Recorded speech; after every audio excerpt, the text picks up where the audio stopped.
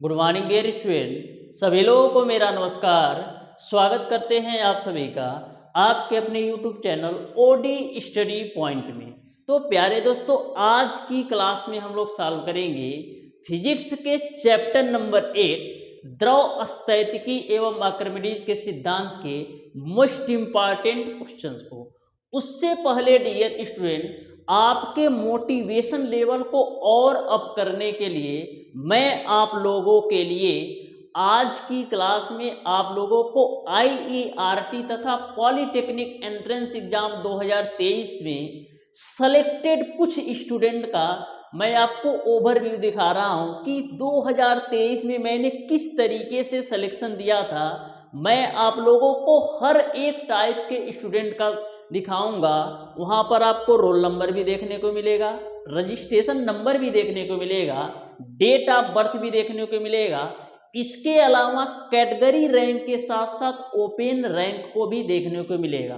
तो कुछ बच्चों का मैं रिजल्ट लेकर आया हूं, आप ध्यान से देखिएगा। उसके बाद से हम बहुत ही बेहतरीन तरीके से क्लास को स्टार्ट करेंगे डियर स्टूडेंट। उससे पहले मैं आपको बता दूं कि हमारी जो है डेली क्लासेस होती हैं, जिसमें हम फिजिक्स की डियर स्टूडेंट डेली सुबह के फिजिक्स की डेली सुबह के 10 बजे हमारी क्लास होती है।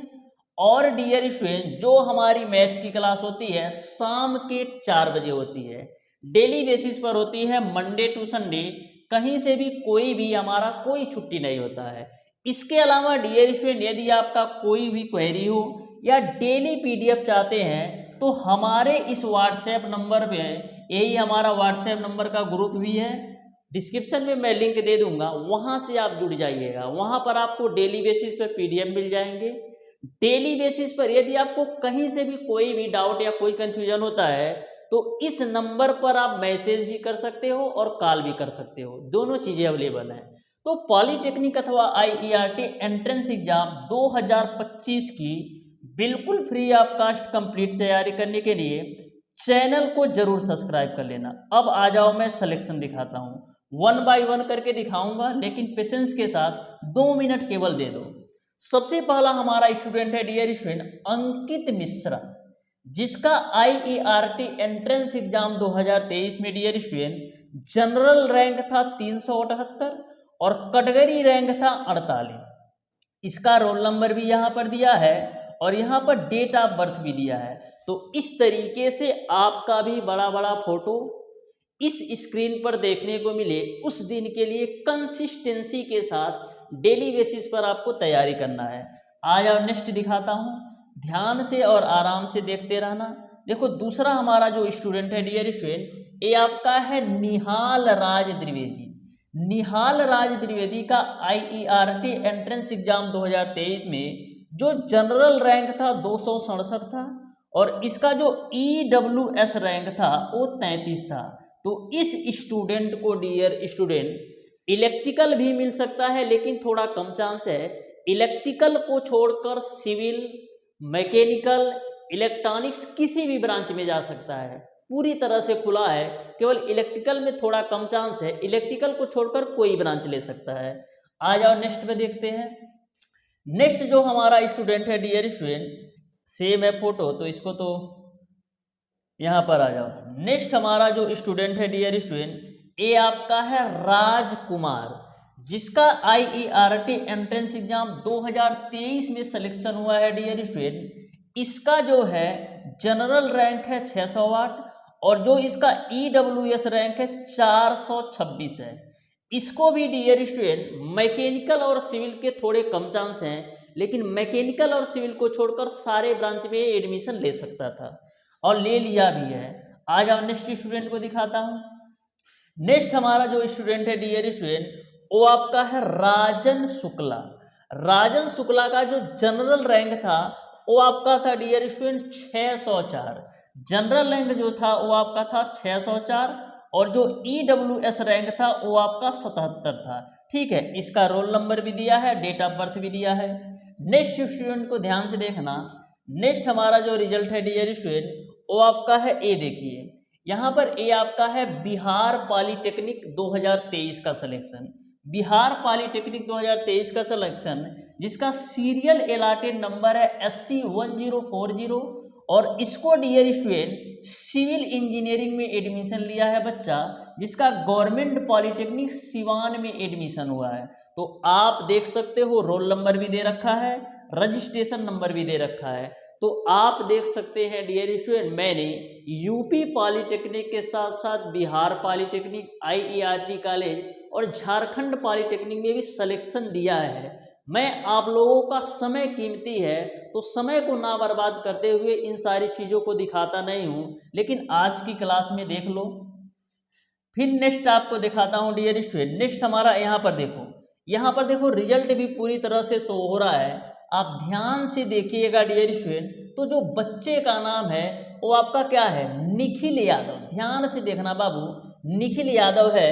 और यहाँ पर डियर स्टूडेंट हम बात करें, इसका जो जनरल रैंक है वो आपका केवल और केवल 9 है, और जो OBC रैंक है वो आपका 7 है। तो यहाँ पर इस स्टूडेंट को IERT कॉलेज में किसी भी ब्रांच से एडमिशन ले सकता है। 9 रैंक बहुत कम होता है बाबू, बहुत बेस्ट रैंक है, क्योंकि इलेक्ट्रिकल से IERT कॉलेज में 120 सीटें हैं और इसका तो रैंक केवल 9 है। तो किसी भी ब्रांच से आसानी से एडमिशन ले सकता है, ये समझ सकते हो। टॉपर स्टूडेंट में आ गया। नेक्स्ट हमारा आता है डियर स्टूडेंट, नेक्स्ट हमारा आता है, ये आपका है यूपी पॉलिटेक्निक 2023 का मोहित कुमार का ही। इसके पहले भी मैंने मोहित कुमार को दिखाया था, जिसमें डियर स्टूडेंट IERT का रिजल्ट था। यानी कि मोहित कुमार का नाम बहुत सारे स्टूडेंट आप हमारे पास ऐसे मिलेंगे जिसका IERT के साथ साथ यूपी पॉलिटेक्निक या बिहार पॉलिटेक्निक में भी सिलेक्शन हुआ है। तो यहाँ पर देख सकते हैं मोहित कुमार का डियर स्टूडेंट जो आपका टोटल नंबर गेन किया था 316, और इसका जो ओपन रैंक था 1379 था। यहाँ पर इसका रोल नंबर भी दे रखा है और यहाँ पर रजिस्ट्रेशन नंबर भी दे रखा है। तो 2379 पर किसी भी यूपी पॉलिटेक्निक के किसी भी कॉलेज में आसानी से एडमिशन इसको मिल जाएगा, किसी भी कॉलेज में, कोई टेंशन वाली बात नहीं है। नेक्स्ट हमारा स्टूडेंट है डियर स्टूडेंट, यहाँ पर आप ध्यान से देखिएगा।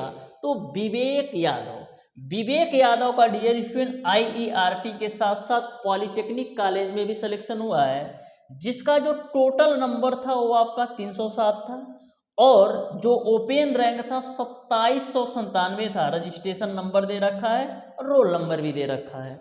आ जाओ नेक्स्ट दिखाता हूँ, कुछ स्टूडेंट का देख लो, फिर उसके बाद से हम क्लास को स्टार्ट करेंगे। इस स्टूडेंट का ध्यान से देखना, शिवम सोनी, जो कि प्रॉपर प्रतापगढ़ का शायद रहने वाला स्टूडेंट है, प्रतापगढ़ का ही है, और इस समय सेकेंड ईयर में है। सेकेंड ईयर में है और प्लास्टिक टेक्नोलॉजी से IERT कॉलेज में ही डिप्लोमा कर रहा है। इसको प्लास्टिक से ही करना था क्योंकि विदेशों में डिमांड कुछ ज़्यादा ही है प्लास्टिक टेक्नोलॉजी का। तो प्लास्टिक टेक्नोलॉजी से IERT कॉलेज में इन्होंने एडमिशन लिया है। IERT के साथ साथ इसका selection dear student polytechnic college में हुआ था, जिसका टोटल नंबर था 320, और जो रैंक की बात करें ओपन रैंक 646 था। तो 646 रैंक के साथ यह यूपी के किसी भी पॉलिटेक्निक कॉलेज में एडमिशन ले सकता है। ठीक है, यहाँ पर इसका रोल नंबर भी दे रखा है और यहाँ पर एप्लीकेशन नंबर भी दे रखा है। आ जाओ नेक्स्ट दिखाता हूँ, आ जाओ डियर स्टूडेंट नेक्स्ट दिखाता हूँ। ये देखो हमारा क्या है डियर स्टूडेंट, ये आपका है अमित कुमार मौर्य। अमित कुमार मौर्य का भी डियर स्टूडेंट यूपी पॉलिटेक्निक में सिलेक्शन हुआ है, जिसका टोटल नंबर था 324। कितना नंबर था?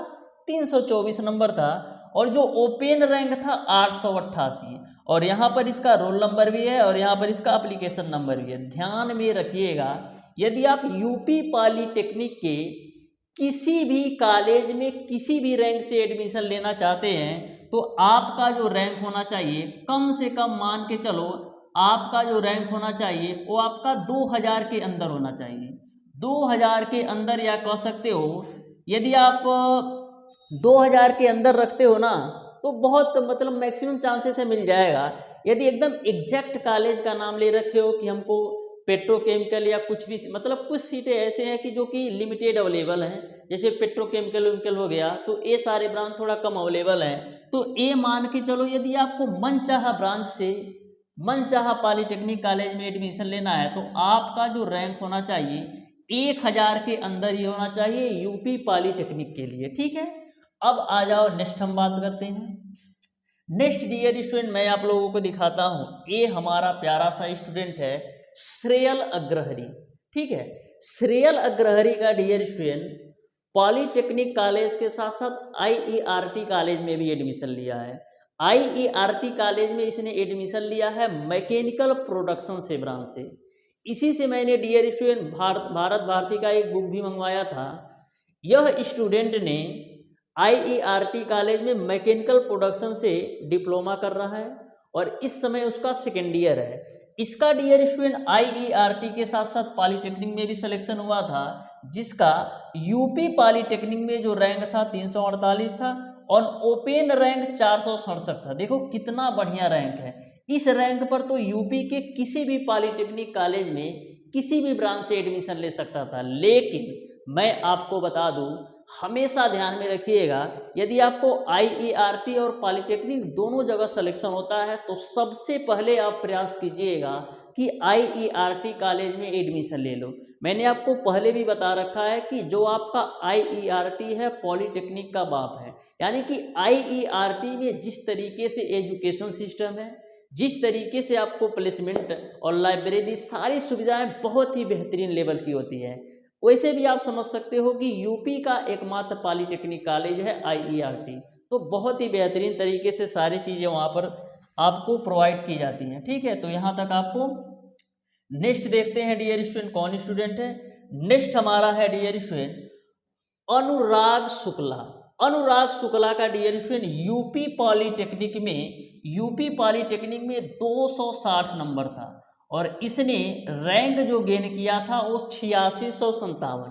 तो मैंने आपको बोला था कि हर टाइप के स्टूडेंट को दिखाऊंगा, ये नहीं है कि 2 रैंक जो लाया उसको मैं दिखाऊं और जो 1000 रैंक लाया, 5000 रैंक लाया या 10,000 रैंक लाया उसको ना दिखाऊं। यह भी तो स्टूडेंट ने मेहनत किया था, हो सकता है कहीं से भी थोड़ी सी गलती रह गई हो, लेकिन इसने भी तो मेहनत की थी। इस बच्चे को भी डियर स्टूडेंट बढ़िया पॉलिटेक्निक कॉलेज में यानी टॉप 10 पॉलिटेक्निक कॉलेज तो मिल ही जाएगा, ठीक है। नेक्स्ट आ जाओ।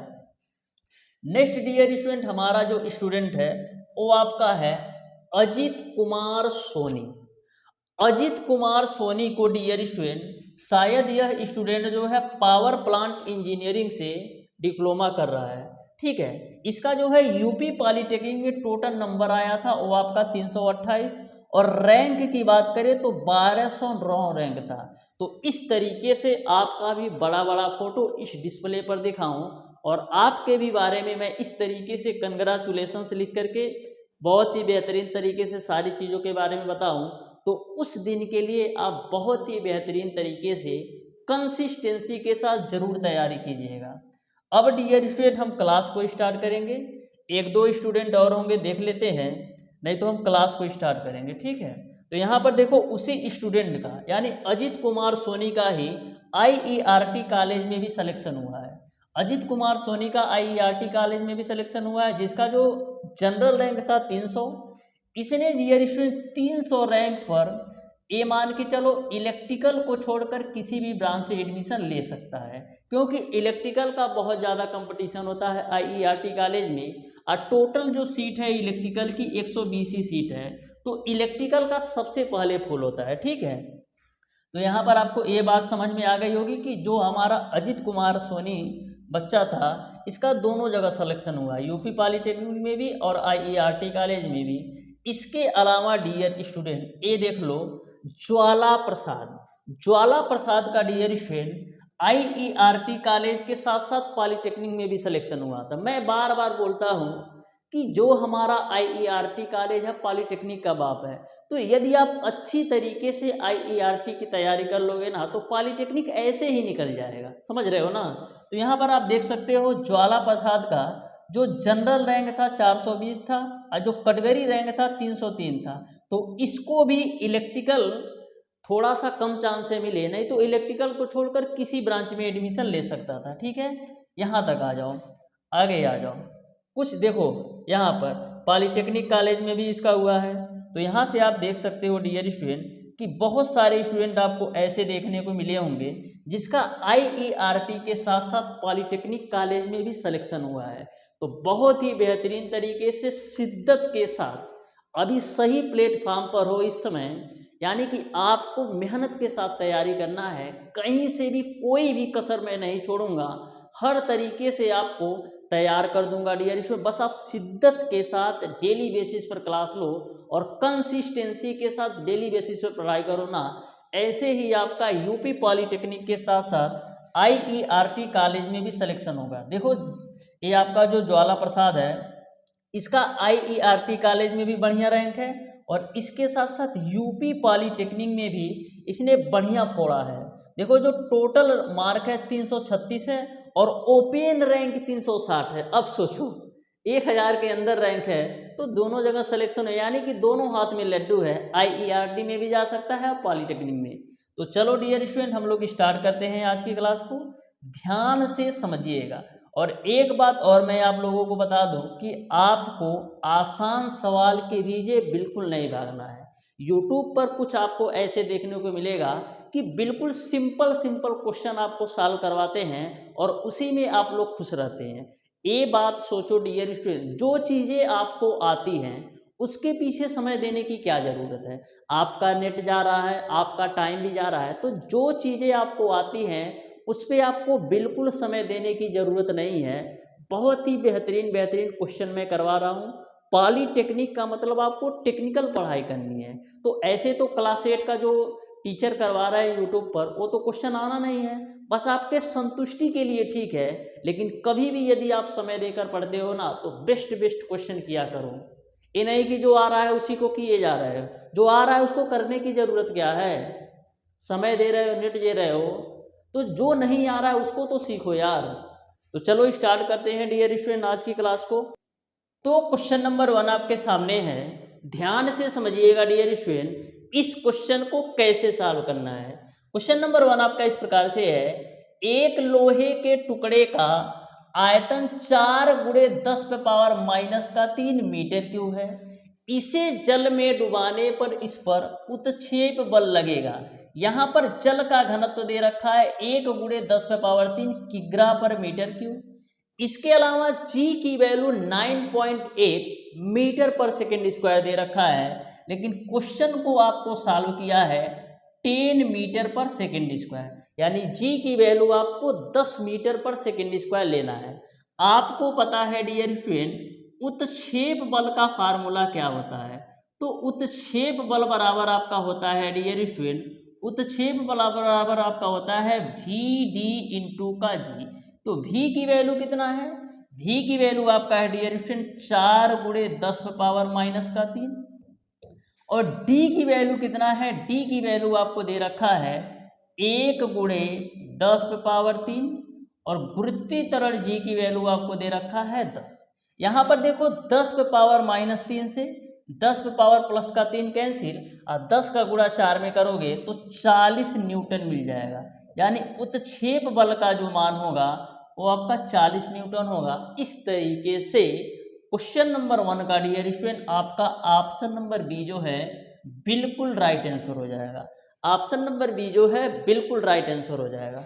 आ जाओ डियर स्टूडेंट क्वेश्चन नंबर 2 पर चलते हैं। ध्यान से और आराम से समझना, बिल्कुल सिंपल और आसान भाषा में मैं आपको प्रत्येक क्वेश्चन के कॉन्सेप्ट बताऊंगा, ध्यान से समझना। देखो क्वेश्चन नंबर 2 आपका इस प्रकार से पूछा है, किसी धातु के एक टुकड़े का जो पानी में भार है वो आपका 25 ग्राम है तथा 0.80 आपेक्षिक घनत्व वाले द्रव में जो भार है वो आपका 26 ग्राम है। तो धातु के टुकड़े का वास्तविक भार क्या है ये आपको बताना है। तो चाहे आपसे वास्तविक भार पूछे या वायु में भार पूछे, दोनों बातें सेम है। वास्तविक भार बोले या वायु में भार बोले, दोनों बातें सेम है। तो यहाँ पर आपको वास्तविक भार क्या होगा ये आपको बताना है।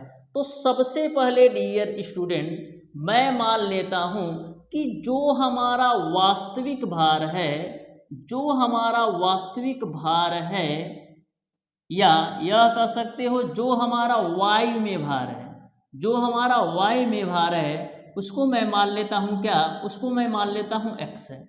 मैंने मान लिया कि जो हमारा वास्तविक भार है या यह बोलो y में भार है वो हमारा x है। तो आपको बताना है वास्तविक भार की वैल्यू क्या होगी। तो आपने फार्मूला पढ़ रखा है क्या, आपने फार्मूला पढ़ रखा है डियर स्टूडेंट, आपेक्षिक घनत्व बराबर क्या होता है, आपेक्षिक घनत्व बराबर आपका होता है डियर स्टूडेंट द्रव के भार में कमी बटे जल में भार में कमी। आपेक्षिक घनत्व का सिंपल सा फार्मूला आपका होता है, नोट कर लो, द्रव में भार में कमी, द्रव में भार में कमी बटे का आपका होता है डियर स्टूडेंट जल में भार में कमी। अच्छी तरीके से नोट कर लो, डायरेक्ट क्वेश्चन पूछा जाता है। बटे आपका होता है जल में भार में कमी। ये आपका आपेक्षिक घनत्व का फार्मूला होता है। आपेक्षिक घनत्व बराबर द्रव में भार में कमी बटे जल में भार में कमी। तो यहाँ पर जो आपेक्षिक घनत्व की वैल्यू दे रखा है वो आपको 0.80 दे रखा है। तो 0.80 बराबर द्रव में भार में कमी कितना होगा, तो जो आपका वायु में भार है वो आपका x है, और द्रव में भार कितना दे रखा है, द्रव में भार दे रखा है 26, तो माइनस का 26 हो जाएगा। यानी कि द्रव में भार में जो कमी होगा x माइनस का 26।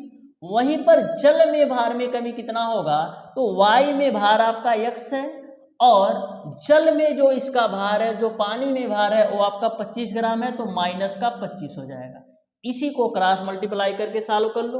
तो क्रॉस जब मल्टीप्लाई करोगे तो 0.80 का आपको गुणा करना है x माइनस का 25 में, बराबर आपका हो जाएगा x माइनस का 26, बराबर आपका हो जाएगा x माइनस का 26। यहाँ तक आपको अच्छी तरीके से समझ में आ गया होगा। अब 0.80 का अंदर मल्टीप्लाई करेंगे तो 0.80x 0.80 गुणे 25, 0.80 गुणे 25 बराबर आपका कितना हो जाएगा, बराबर आपका हो जाएगा x माइनस का 26। यहाँ तक आपको क्लियर है। अब डियर स्टूडेंट 0.80 गुणे 25 है ना, तो 25 को हम क्या लिख सकते हैं, 25 को हम डियर स्टूडेंट लिख सकते हैं 100/4 के रूप में, क्योंकि 100 में 4 से भाग दोगे तो 25 ही मिलेगा। अब डियर स्टूडेंट यहाँ पर ध्यान से समझना, 0.80x जब 100 का मल्टीप्लाई करोगे 0.80 में तो मिलेगा आपको 80, और 80 को जब 4 से डिवाइड करोगे तो यहाँ से आपको मिल जाएगा 20, बराबर आपका हो जाएगा x माइनस का 26। मैंने क्या किया, 100 का मल्टीप्लाई 0.80 में करोगे तो 80 मिलेगा, और 80 में जब 4 से भाग दोगे तो 20 मिल जाएगा। अब x वाली वैल्यू को एक तरफ करो, तो यहाँ पर डियर स्टूडेंट एक x में से 0.80 घटाओगे तो 0.20x बराबर आपको कितना मिल जाएगा, 26 में से 20 घटा दो तो आपको मिल जाएगा 6, 26 में से 20 घटाओगे तो आपको मिल जाएगा 6। अब ध्यान से समझना, अब ध्यान से और आराम से समझना। तो यहाँ से x की वैल्यू निकालोगे तो मिलेगा आपको 6/0.20। अब दशमलव को हटाने के लिए करेंगे क्या, ऊपर भी बाबू आप 100 से गुणा कर दो और नीचे भी आप 100 से गुणा कर दो, तो मिल जाएगा आपको 600/20। 1 0 से 1 0 खोपचे में, और 2 से काटोगे 60 को तो 30 मिल जाएगा।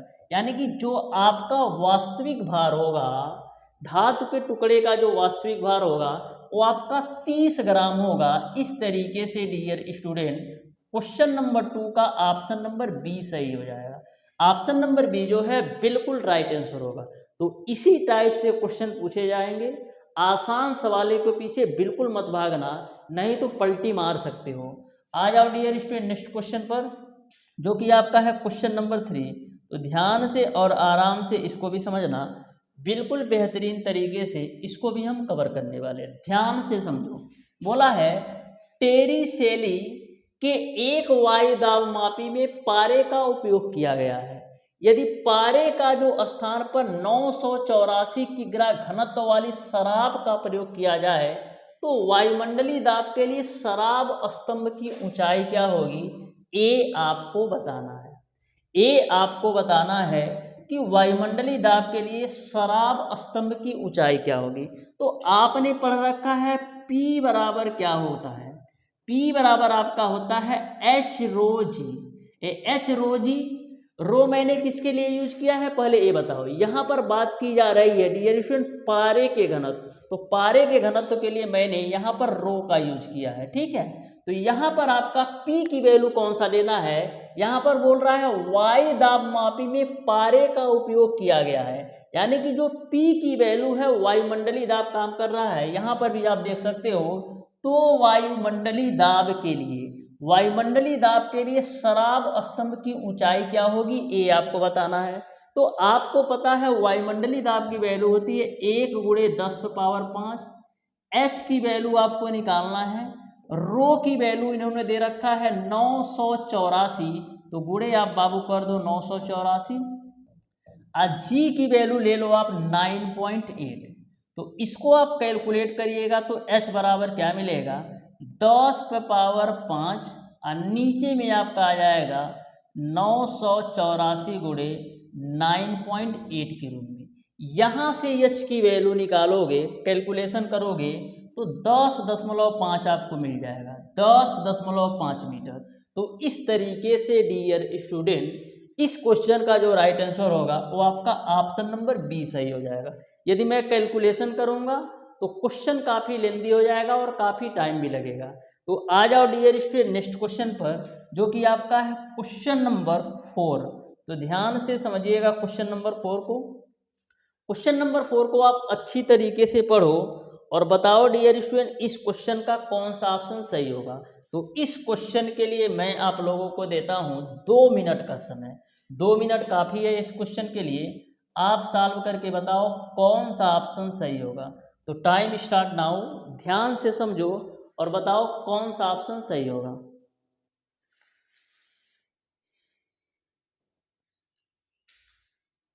बिल्कुल सिंपल क्वेश्चन है, ध्यान से पढ़ो और बताओ डियर स्टूडेंट कौन सा ऑप्शन इस क्वेश्चन का सही होगा। तो यहाँ पर आप ध्यान से देखिएगा, टाइमर आपका है ही, ठीक है। तो यहाँ पर आप ध्यान से समझिए और बताइए डियर स्टूडेंट इस क्वेश्चन का कौन सा ऑप्शन सही होगा। मैं थोड़ा साइड हो जा रहा हूँ।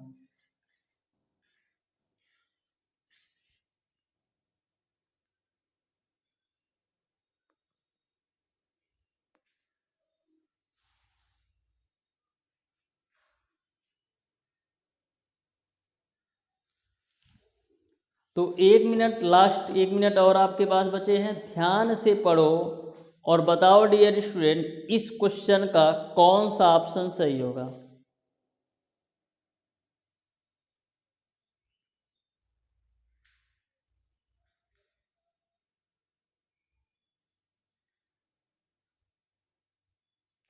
तो लास्ट के 45 सेकेंड और बचे हैं। ध्यान से पढ़ो और बताओ कौन सा ऑप्शन इसका सही होगा।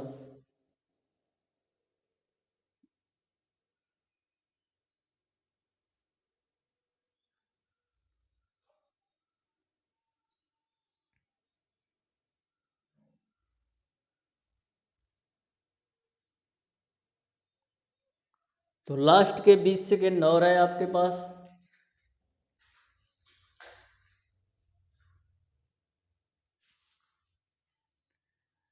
साथिया ने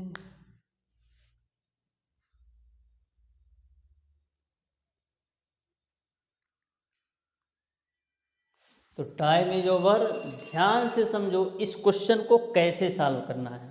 देखो क्वेश्चन आपका इस प्रकार से है डियर स्टूडेंट, बोला है किसी वस्तु का वायु में जो भार है वो आपका 15 किग्रा है तथा वस्तु का जो आपेक्षिक घनत्व है वो आपका 7.5 है।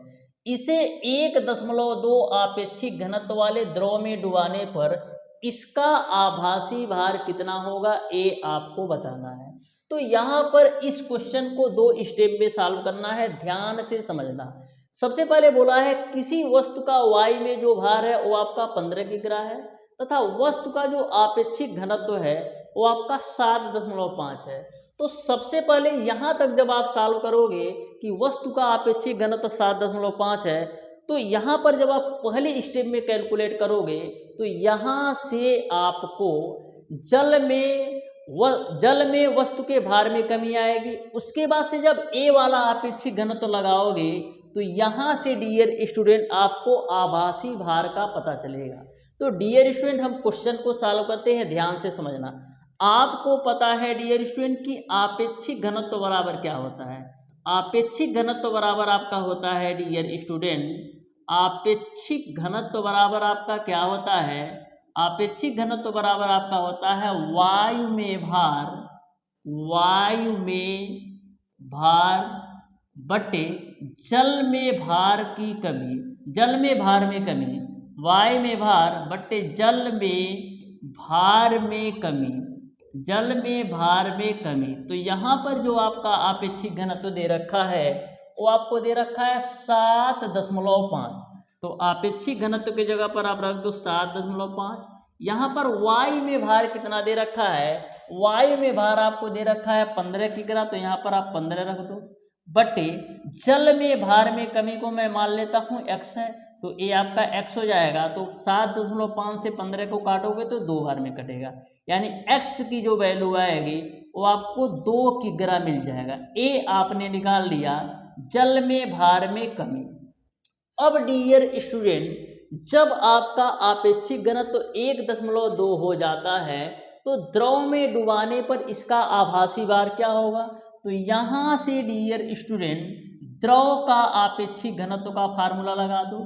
यहाँ से डियर स्टूडेंट द्रव के आपेक्षिक घनत्व का फार्मूला लगा दो। तो यहाँ पर आपका होता है द्रव का आपेक्षिक घनत्व बराबर क्या होगा, द्रव का आपेक्षिक घनत्व बराबर क्या होता है, द्रव का आपेक्षिक घनत्व बराबर आपका होता है डियर स्टूडेंट, द्रव का आपेक्षिक घनत्व बराबर आपका होता है द्रव में भार में कमी बटे जल में भार में कमी। तो द्रव में भार में कमी आपका कितना है, द्रव में भार में कमी आपको निकालना है, तो इसको हम यहीं पर रखते हैं, द्रव में भार में कमी, द्रव में भार में कमी। अब यदि मैं आपसे पूछूं कि द्रव में भार में कमी किसके बराबर है, जो आपका द्रव में भार में कमी है वही आपका आभासी भार है, बट्टे का आपका होता है जल में भार में कमी। तो जल में भार में कमी आपने निकाला है 2 किग्रा, तो यहाँ पर आप रख दो 2 किग्रा। ठीक है, यहाँ तक आपको क्लियर है। द्रव का आपेक्षिक घनत्व बराबर द्रव में भार में कमी बट्टे का जल में भार में कमी, और जल में भार में कमी आपने अभी निकाला है 2 kg।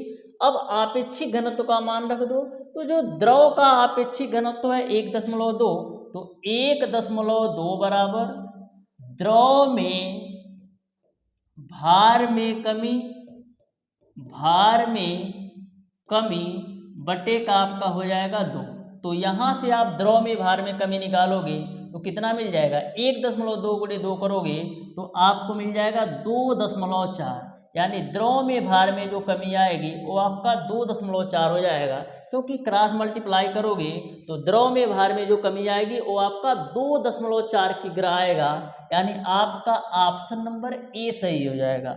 ऑप्शन नंबर ए जो होगा क्वेश्चन नंबर 4 का बिल्कुल राइट आंसर होगा। तो यह भी क्वेश्चन आपको अच्छी तरीके से समझ में आ गया होगा।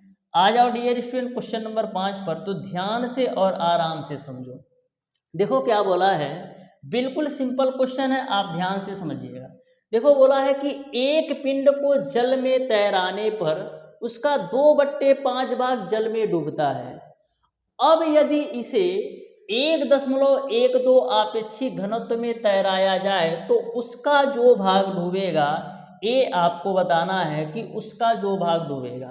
तो आपको फार्मूला पता है, क्या फार्मूला पता है, आपको फार्मूला पता है डूबे भाग का आयतन। ध्यान से लिख लो फार्मूला को, डूबे भाग का आयतन, डूबे भाग का आयतन बटे का आपका होता है कुल आयतन, डूबे भाग का आयतन बटे का आपका होता है कुल आयतन, बराबर आपका होता है डियर स्टूडेंट ठोस का घनत्व बटे जल का घनत्व, बराबर आपका होता है डियर स्टूडेंट ठोस का घनत्व, ठोस का घनत्व बटे आपका होता है जल का घनत्व। तो इसको आप अच्छी तरीके से अपनी कॉपी में नोट कर लो कि डूबे भाग का आयतन बटे कुल आयतन बराबर आपका होता है ठोस का घनत्व बटे जल का घनत्व।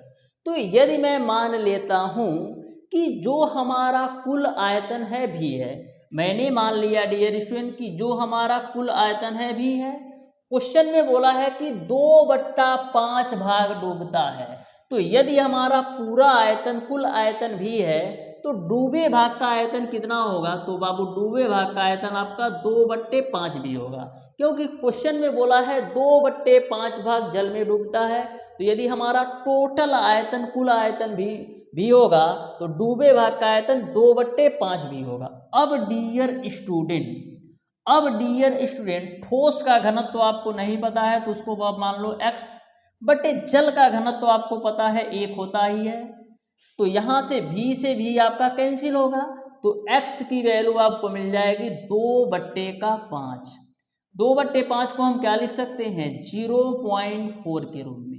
यानी आपने निकाल लिया कि जो ठोस का घनत्व है वो आपका 0.4 है। जो ठोस का घनत्व है वो आपका 0.4 है, आपने निकाल दिया। तो अब बोला है यदि हम आपेक्षिक घनत्व को 1.12 आपेक्षिक घनत्व पर तैराया जाए तो उसका जो भाग डूबेगा ये आपको बताना है। फिर आप सेम फार्मूला यहाँ पर लगा दो। तो आपको पता है डियर स्टूडेंट कि डूबे भाग का आयतन बट्टे कुल आयतन बराबर ठोस का घनत्व बट्टे दल का घनत्व आपका होता है। तो यहाँ पर आपको डूबे भाग का आयतन निकालना है। तो यहाँ पर मैं मान लेता हूँ कि हमारा डूबे भाग का आयतन, फार्मूला लगाओ, डूबे भाग का आयतन, डूबे भाग का आयतन बटे का कुल आयतन। तो कुल आयतन हमारा कितना है? कुल आयतन हमारा भी है। तो डूबे भाग का आयतन बटे कुल आयतन बराबर आपका होता है ठोस का घनत्व बटे जल का घनत्व। तो ठोस का घनत्व आपको दे रखा है 1.12। ठोस का घनत्व आपको दे रखा है 1.12। सॉरी, यहाँ पर जो ठोस का घनत्व है वो आपने अभी निकाला है। ठोस का घनत्व आपने निकाला है अभी 0.4, ठीक है, बटे जल का घनत्व इसने कितने दे रखा है? जल का घनत्व देखो यहाँ पर दे रखा है 1.1, जो आपेक्षिक घनत्व में तैराया जाता है। यानी जल का घनत्व जो है वो आपका 1.12 है। इसी को कैलकुलेट कर लो। तो यहाँ से आप डूबे भाग का आयतन निकाल सकते हो। तो डूबे भाग का आयतन, तो डूबे भाग का आयतन क्या होगा? डूबे भाग का आयतन आपका हो जाएगा डियर स्टूडेंट, डूबे भाग का आयतन आपका हो जाएगा डियर स्टूडेंट 0.4 बटेगा 1.12 इंटू का भी। अब देखो दशमलव को हटाने के लिए क्या करेंगे? ऊपर भी 100 से गुणा करो, नीचे भी 100 से गुणा करो, तो मिलेगा आपको 40/112 इंटू का भी। 4 से काटो तो 4 दही हम 40, 4 से काटोगे 4 दूना 8, 4 बटी 32, फिर 2 से काटो तो 2 पच्चे 10 और 2 चौदह हम 28, यानी आपको मिल जाएगा 5/14 भी। तो इस तरीके से डूबे भाग का जो आयतन होगा 5/14 भी होगा। देखो कौन से ऑप्शन में दिया है, देखो कौन से ऑप्शन में दिया है। तो इस तरीके से डियर स्टूडेंट इस क्वेश्चन का जो राइट आंसर होगा वो आपका ऑप्शन नंबर बी सही हो जाएगा। डूबे भाग का जो आयतन होगा वो आपका 5/14 भाग होगा। तो अच्छी तरीके से यह भी क्वेश्चन आपको समझ में आ गया होगा, क्योंकि मैंने स्टेप बाय स्टेप बताया है। आ जाओ नेक्स्ट क्वेश्चन पर। ध्यान से समझना और आराम से समझना, सेम फार्मूला अप्लाई करना है क्वेश्चन नंबर 6 में भी। देखो क्या बोला है कि बर्फ का आपेक्षिक घनत्व जो है 0.9 है। जल में तैरते समय एक बर्फ की शिला का जो भाग जल में डूबा रहेगा ये आपको बताना है। बर्फ की शिला का जो भाग डूबा रहेगा वो आपको बताना है। तो फिर से फार्मूला नोट कर रहा हूं जिससे आपको अच्छी तरीके से याद हो जाए। आपको पता है कि डूबे भाग का आयतन बराबर क्या होता है? डूबा आयतन, या लिखो डूबे भाग का आयतन बटे का आपका होता है कुल आयतन, बटे का आपका होता है डियर स्टूडेंट कुल आयतन बराबर आपका होता है डियर स्टूडेंट ठोस का घनत्व बटे जल का घनत्व बराबर आपका होता है डियर स्टूडेंट ठोस का घनत्व बटे जल का घनत्व बराबर आपका होता है ठोस का घनत्व, ठोस का घनत्व बटे आपका होता है जल का घनत्व। तो अच्छी तरीके से माइंड में सेट कर लो कि आपेक्षिक घनत्व का रिलेटेड यही फार्मूला होता है, डूबे भाग का आयतन बटे कुल आयतन बराबर ठोस का घनत्व बटे जल का घनत्व। तो डूबे भाग का आयतन आपको निकालना है, तो टोटल आयतन यानी कुल आयतन मैं मान लेता हूँ भी है, कुल आयतन मैं मान लेता हूँ भी है। यहाँ पर आपको डूबे भाग का आयतन निकालना है ना, तो मैं मान लेता हूँ कि जो डूबे भाग का आयतन हमारा है x है। अब डियर स्टूडेंट, ठोस का घनत्व तो आपको कितना दे रखा है 0.9, 0.9 बट्टे जल का आपका 1 होता है। तो यहाँ से x की वैल्यू निकालोगे तो 0.9 इंटू का भी मिलेगा, तो 0.9 इंटू भी को हम लिख सकते हैं 9/10 भी। तो इस तरीके से डूबे भाग का जो आयतन होगा 9/10वां भाग होगा, यानी इस क्वेश्चन का जो राइट आंसर होगा वो आपका ऑप्शन नंबर डी सही हो जाएगा। ऑप्शन नंबर डी जो होगा बिल्कुल राइट आंसर होगा क्वेश्चन नंबर 6। क्वेश्चन नंबर 7 को आप ध्यान से समझिएगा, बिल्कुल सिंपल क्वेश्चन है, ध्यान से समझना है। देखो क्या बोला है, बर्फ तथा समुद्री जल के घनत्व क्रमशः आपको 0.92 तथा 1.026 दे रखा है। एक घनाकार बर्फ के ब्लॉक जिसकी प्रत्येक भुजा आपको दे रखा है 30 मीटर है, को तैराने के लिए जल की कितनी गहराई की आवश्यकता होगी, ए आपको बताना है, यानी एच की वैल्यू आपको बताना है। तो सबसे पहले मैं मान लेता हूं कि जो हमारा बर्फ का ब्लॉक है इसका क्षेत्रफल ए है, लंबाई यल है और जो हमारा घनत्व है डी है। तो ऐसे कंडीशन में जो आपका उत्प्लावन बल VDG होगा, ए आपका किसके बराबर होगा, जो आपका उत्प्लावन बल VDG होगा ए आपका किसके बराबर होगा, ए रो जी H2 माइनस का H1 के बराबर होगा। आपको H2 माइनस H1 की वैल्यू निकालना है। तो यहाँ पर आपको पता है कि आयतन बराबर हम क्या लिख सकते हैं, आयतन बराबर आपका होता है डियर स्टूडेंट आधार का क्षेत्रफल गुणे ऊंचाई। आयतन बराबर क्या होता है, आधार का क्षेत्रफल गुणे हम लिख सकते हैं ऊंचाई। तो आयतन की जगह पर आप आधार का क्षेत्रफल गुणे ऊंचाई लिख दो, गुणे आपका डी हो जाएगा, गुणे आपका जी हो जाएगा, बराबर आपका हो जाएगा ए रो जी और ब्रैकेट में आपका हो जाएगा H2 माइनस का H1 के रूप में। यहाँ से देखो G से G को कैंसिल आउट कर दो, A से आप A को कैंसिल आउट कर दो। H की वैल्यू कितना दे रखा है, प्रत्येक भुजा आपका 30 मीटर है, यानी H की वैल्यू भी आपका 30 होगा।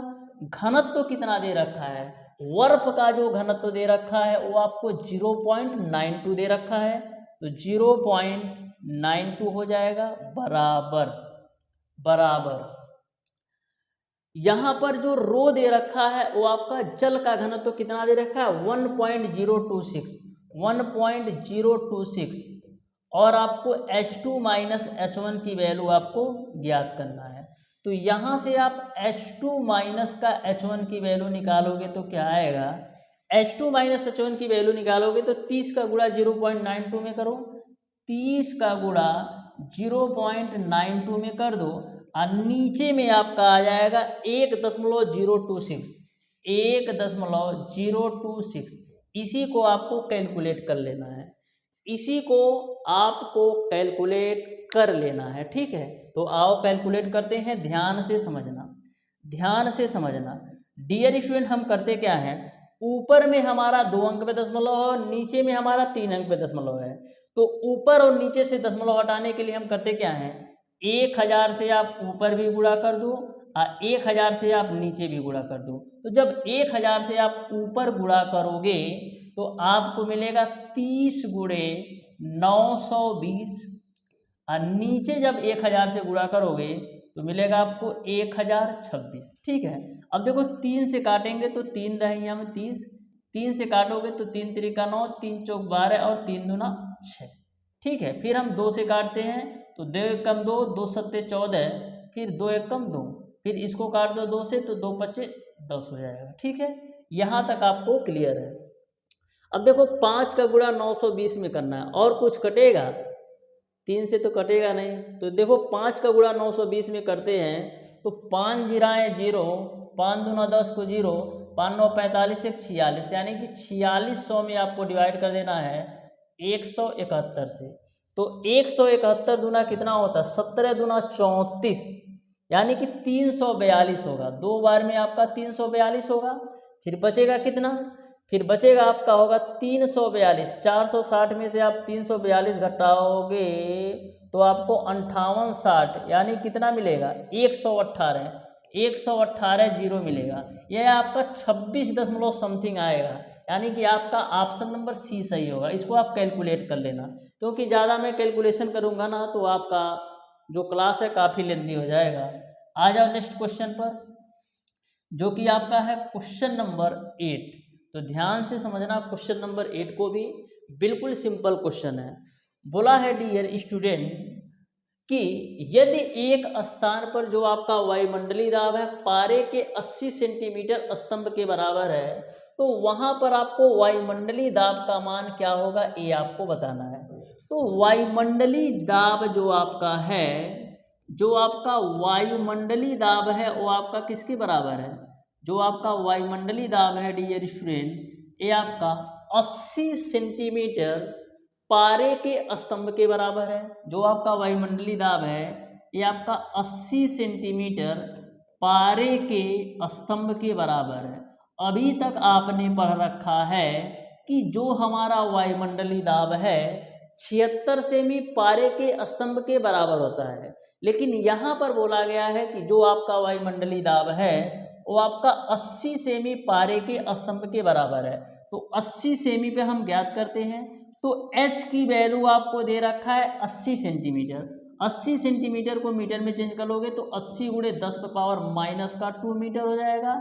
पारे का घनत्व तो आपका कितना होता है 13.6 गुणे 10 पे पावर 3, और गुरुत्वीय त्वरण जी की वैल्यू आप ले लो 10 के रूप में। ठीक है, यहाँ तक आपको क्लियर है। या तो गुरुत्वीय त्वरण जी की वैल्यू हम 9.8 ही लेते हैं, जिससे आपका एग्जैक्ट आंसर है, तो ये मैंने 9.8 ले लिया। ठीक है, अब ध्यान से समझना। ठीक है, अब ध्यान से आप समझना। यहाँ पर देखो, यहाँ पर देखो हम करते क्या हैं, देखो 80 है तो 80 रखो, ठीक है, गुणे आपका 13.6 है तो 13.6 ले लो, और 9.8 है तो 9.8 ले लो। अब देखो 10 पे पावर 3 में से 10 पे पावर -2 घटाओगे तो गुणे आपको मिल जाएगा 10 के रूप में। यहाँ तक आपको अच्छी तरीके से समझ में आ गया होगा। अब देखो जब हम 10 का गुणा 98 में करेंगे तो हमको क्या मिलेगा, हमको मिलेगा 98 गुणे 98 मिल जाएगा। 9.8 का 10 में गुणा करोगे 98 मिलेगा। एक जीरो से इस दशमलव को भी खोपचे में भेज दो तो मिलेगा आपको 8 गुणे 136। अब आपका क्वेश्चन सिंपल हो गया, आसानी से कैलकुलेट कर सकते हो। अब देखो 8 का गुणा 136 में कराओ तो 8 6 48 को 8, 8 3 24 4 28 को 8, 8 एकम 8 और 8 2 10 हो गया, यानी कि 1088 गुणे आपको कर देना है 98। अब देखो इसको तो गुणा कराना काफ़ी मुश्किल है, तो और सिंपल बनाने के लिए हम करेंगे क्या, और सिंपल बनाने के लिए हम क्या करेंगे, 1088 आपका है, 98 को हम क्या लिख सकते हैं, 98 को हम लिख सकते हैं डियर स्टूडेंट 100 माइनस का 2 के रूप में। अब गुणा कराओ तो 1088 का 100 में गुणा करोगे तो 1088 या डबल जीरो चिपका दो, और 1088 का 2 में गुणा करोगे तो कितना मिलेगा, 2 अट्ठे 16, 2 अट्ठे 16 1 17। ठीक है, 2 अट्ठे 16 1 17 हो गया। फिर उसके बाद से आपका एक यहाँ उतर जाएगा और 2 एक कम 2 हो जाएगा, यानी 2176 आपको घटा देना है। इकाई दहाई सैकड़ा हजार 10,000 लाख, 1,88,100 में से 2176 घटाओ तो 1,88,100 में से आप घटा दो 2176, तो 2176 यदि आप घटाओगे तो कितना मिलेगा, तो देखो 10 में से 6 जाएगा 4, फिर यहाँ पर आपका 9 में से 7 जाएगा 2, फिर यहाँ पर आपका 7 में से 1 जाएगा 6 बचेगा, फिर यहाँ पर आपका 8 में से 2 जाएगा 6 बचेगा, और 1 आपका है ही, और यहाँ पर आपको 0 है ही। अब देखो 1,06,624 मिला, इसको हम क्या लिख सकते हैं, 1.06 1 2 3 4 5 गुणे 10 पावर 5 के रूप में। तो इस तरीके से जो आपका वायुमंडलीय दाब होगा 1.06 गुणे 10⁵ न्यूटन पर मीटर स्क्वायर या पास्कल होगा। यानी इस क्वेश्चन का जो राइट आंसर होगा वो आपका ऑप्शन नंबर बी सही हो जाएगा। यानी कि 80 सेंटीमीटर स्तंभ के बराबर जो पारे का दाब होगा 1.06 गुणे 10⁵ न्यूटन पर मीटर स्क्वायर बोलो या पास्कल, बात बराबर है। आ जाओ नेक्स्ट क्वेश्चन पर, जो कि आपका है क्वेश्चन नंबर 9। तो ध्यान से और आराम से इस क्वेश्चन को भी आप समझिएगा। बोला है किसी वस्तु के द्रव में जो तैरने के लिए आवश्यक है कि वस्तु का भार जो है हटाए गए द्रव के भार के। यदि आप किसी भी वस्तु को द्रव में तैराना चाहते हो तो इसका मतलब ये है कि वस्तु का जो भार है हटाए गए द्रव के भार के बराबर हो, तभी भी आपका तैर सकता है। यानी कि आपका ऑप्शन नंबर सी सही होना चाहिए। यानी कि आपके जो वस्तु का भार है वो आपका हटाए गए द्रव के भार के बराबर होगा, तभी आप तैरा सकते हो। नेक्स्ट क्वेश्चन पर आ जाओ, जो कि आपका है डियर स्टूडेंट क्वेश्चन नंबर 10। तो ध्यान से समझना और आराम से समझना। देखो क्वेश्चन नंबर 10 में क्या बोला है। बोला है कि 200 ग्राम का एक पिंड जल में डूबने पर 250 ग्राम जल विस्थापित करता है, तो पिंड की जल में स्वतंत्र दौड़ देने पर पिंड, यानी कि यहाँ पर जो आपका उत्क्षेप बल है, जो आपका 250 ग्राम क्या दिया है, 250 ग्राम जल विस्थापित करता है। यानी उत्क्षेप बल F की जो वैल्यू है वो आपका है 250 ग्राम। और यहाँ पर जो वस्तु का भार दे रखा है, द्रव्यमान जो दे रखा है वो आपको दे रखा है कितना, 200 ग्राम। तो यहाँ पर आप देख रहे हो कि जो आपका W की वैल्यू है, जो वस्तु के भार की वैल्यू है, जो आपके वस्तु के भार की वैल्यू है वो आपका क्या है, जो वस्तु के भार की वैल्यू है वो आपका उत्क्षेप बल से कम है। जो आपका वस्तु के भार की वैल्यू है वो आपका उत्क्षेप बल से कम है। तो ऐसे कंडीशन में जो आपकी वस्तु होगी आंशिक रूप से डूबी रह करके तैरेगी, क्योंकि आपका जो वस्तु का भार है उत्क्षेप बल से कम है। ठीक है, आ जाओ नेक्स्ट क्वेश्चन पर, जो कि आपका है क्वेश्चन नंबर 11। तो ध्यान से समझिएगा क्वेश्चन नंबर 11 को भी, बिल्कुल सिंपल और आसान सा क्वेश्चन है। देखो क्या बोला है कि तालाब में तैरती नाव में बहुत बड़ा पत्थर रखा है। पत्थर कहाँ पर है, तालाब में तैरती नाव पर है। यदि पत्थर को नाव में से उठाकर तालाब में गिरा दिया जाए तो तालाब में दल का तल। तो ध्यान से और आराम से समझना। एक आपका डियर स्टूडेंट कोई आपका तालाब है, मान लो ये तालाब है, इसमें एक छोटी सी नाव आपका तैर रही है, इसमें एक पत्थर रखा है। तो जब आपका नाव पर पत्थर रखा है तभी भी आपका जो दबाव था पत्थर का वो तालाब में ही तो था। जब आपकी नाव जो है तालाब में तैर रही थी तो उस कंडीशन में भी जो पत्थर का दबाव था तब भी तालाब में था। जब हम पत्थरा को उठा करके तालाब में फेंक देंगे तभी उतना ही पानी विस्थापित करेगी, क्योंकि यहाँ पर जब नाव में थी तब भी आपका पत्थर जो है उतना पानी विस्थापित करता था। जैसे ही उठा करके फेंक दोगे तो उतना पानी फिर वो विस्थापित कर देगा तालाब का। यानी कि आपका जो जल का स्तर रहेगा वही रहेगा, कोई बदलाव नहीं आएगा। हाँ, उस कंडीशन में बदलता कि जब नाव में जो रखा पत्थर है उठा करके हम कहीं बाहर फेंक दें, तालाब से बाहर फेंक देते तो जल का तल जो है उठता गिरता वो बात अलग ही है। लेकिन हम क्या कर रहे हैं, पत्थर को उठा करके तालाब में ही डाल दे रहे हैं। यानी कि जितना पानी वो नाव के ऊपर रखकर विस्थापित कर रहा था ना, उतना पानी ही तालाब में जाकर के विस्थापित करेगा। यानी जल का जो तल है वही रहेगा। आ जाओ नेक्स्ट क्वेश्चन पर। तो ध्यान से और आराम से ये भी क्वेश्चन समझना। देखो क्या बोला है क्वेश्चन में, बोला है एक लड़का एक हाथ में पानी से भरी बाल्टी तथा दूसरे हाथ में लकड़ी का गुटका ले जा रहा है। यदि वह लकड़ी के गुटकों को बाल्टी के पानी में डाल दे तब वह अनुभव करेगा। तो ध्यान से समझना, एक कोई लड़का है, एक हाथ में उसके बाल्टी है और एक हाथ में लकड़ी का गुटका है। तो करता क्या है, लकड़ी को उठा करके बाल्टी में जो पानी है उसमें डाल देता है। तो ऐसे कंडीशन में उसका जो भार का अनुभव करेगा ना डियर स्टूडेंट, सेम करेगा, क्योंकि उसी लड़का ने पानी और लकड़ी दोनों उठाया था। तो कर क्या रहा है, कुछ नहीं कर रहा है, लकड़ी को उठा करके पानी में डाल दे रहा है। अभी भी उसका लकड़ी तो हाथ में ही है ना, यानी बाल्टी सहित लकड़ी पकड़ा है, तो इस तरीके से उसका जो है कोई बदलाव नहीं आएगा, यानी कि आपका समान भार ही अनुभव करेगा। उस कंडीशन में आपका कमी ज़्यादा होती जब लकड़ी को उठा करके बाहर फेंक देता, लेकिन लकड़ी को उठाकर क्या कर रहा है, दूसरे हाथ में जो बाल्टी पकड़ा है उसी पनिया में डाल देता है। नेक्स्ट क्वेश्चन पर आ जाओ, नेक्स्ट क्वेश्चन पर आ जाइए। तो ठीक है, तो ये आपका क्वेश्चन नंबर आपका 13 है। ध्यान से समझिएगा, जो आज की क्लास का लास्ट क्वेश्चन है। देखो क्या बोला है, एक धातु के खोखले आभूषण का जो भार है वो आपका 288.5 किग्रा है तथा वह 0.03 आयतन वाला पानी हटाता है।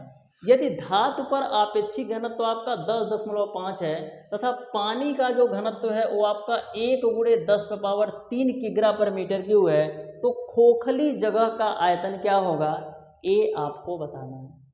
ये आपको बताना है। तो आपको पता है डियर स्टूडेंट कि जो आपका आभूषण का द्रव्यमान होगा वो किसके बराबर होगा, घनत्व गुणे आयतन के, क्योंकि आपको पता है घनत्व बराबर आपका होता है द्रव्यमान बटे आयतन। तो यहाँ से यदि आप द्रव्यमान की वैल्यू निकालोगे तो घनत्व गुणे आयतन के रूप में मिलेगा। तो यहाँ पर जो आभूषण का द्रव्यमान दे रखा है वो आपको दे रखा है 288.5। उसके बाद से यहाँ पर इन्होंने घनत्व दे रखा है 10.5, तो 10.5 गुणे 10⁻³ हो गया, इंटू का भी कर दो। यहाँ से जब भी की वैल्यू निकालोगे तो खोखले आभूषण का आयतन आएगा।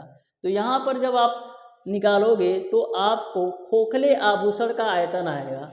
अब डियर स्टूडेंट इस आयतन को, यानी यह जो भी की वैल्यू आएगी आप 0.03 में से घटा दीजिएगा ना, तो खोखली जगह का आयतन आएगा। यानी करना क्या है, सबसे पहले आप भी की वैल्यू निकालना, जो भी की वैल्यू आएगी इसमें से आप 0.03 में से आप भी की वैल्यू निकाल दोगे ना, तो खोखली जगह का आयतन आ जाएगा। तो इस क्वेश्चन को आप सॉल्व करके बताइएगा कौन सा ऑप्शन सही होगा। तो प्यारे दोस्तों, आज की क्लास को हम यहीं तक रखते हैं। मिलते हैं डियर स्टूडेंट नेक्स्ट क्लास में, तब तक के लिए धन्यवाद।